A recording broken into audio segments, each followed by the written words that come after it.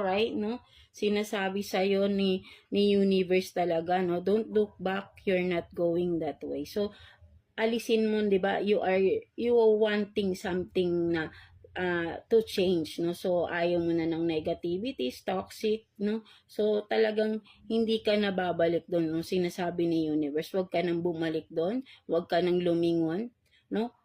Tuloy-tuloy lang, diretso lang ang tingin, focus lang sa harapan mo, focus sa paglalakad forwards towards your future self, your future higher self, no? Something like that. Continue mo lang yung pagbabagong ginagawa mo sa buhay mo, right? Mga Aries. And right now, no, si universe has your back, no? At inaalalayan ka, no, na magtuloy-tuloy yung mga pagbabagong gusto mong gawin sa iyong buhay, right? Mga Aries. So yeah, that's it, no? So I hope na naka-resonate kayo sa reading ninyo today, Aries. So yeah, God bless you all and thank you for watching, Aries.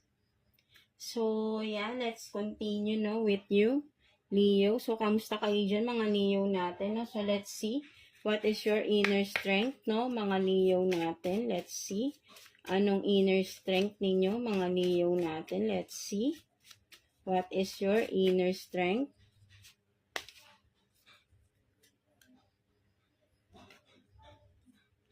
So, you have this, no, Madonna of Roses, Heart of a,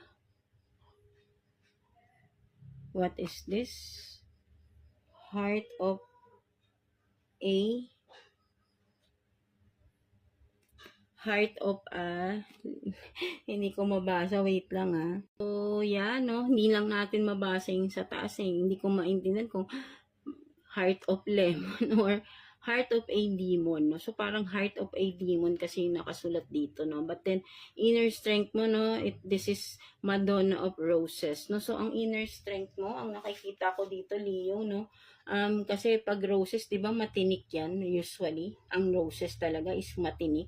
But then, makikita mo, di ba, nasa ulo mo pa siya, nasa, di ba, nasa uluhan mo pa siya, right? No? But then, tinitiis mo yung sakit, no?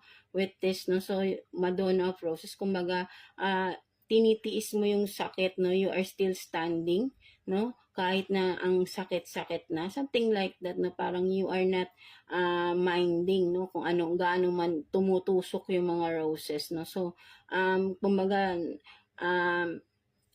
kumbaga sabihin nating immune ka na, no? Sa mga tusok-tusok ng roses. Ganun kayo, kumbaga, sabihin nating nato-tolerate or tolerable